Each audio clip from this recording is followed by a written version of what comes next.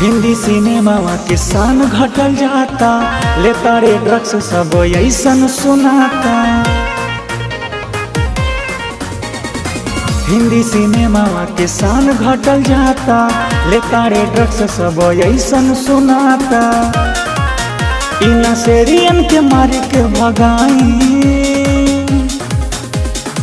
करे न कौनो उपाय, ये माई बॉलीवुड के बचाई। दिल सनमवा डुबाई, ये माई बॉलीवुड के बचाई।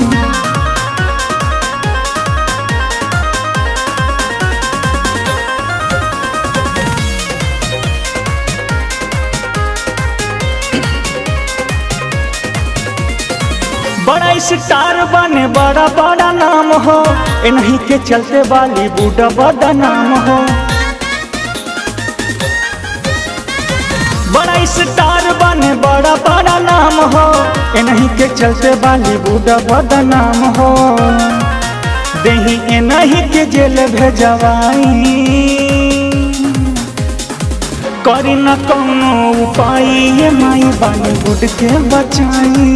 दिल सनमवा डुबाई, ये माई बॉलीवुड के बचाई।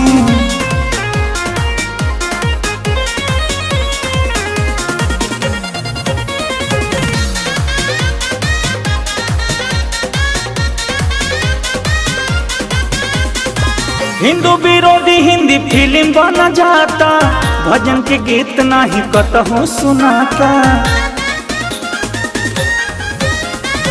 हिंदू विरोधी हिंदी फिल्म बना जाता, भजन के गीत नहीं कतहु सुनाता। पंकज विजय कहे गीतिया के गाई, करी न कौनो उपाय, ये माई बॉलीवुड के बचाई। दिल सनमवा डुबाई, ये माई बॉलीवुड के बचाई।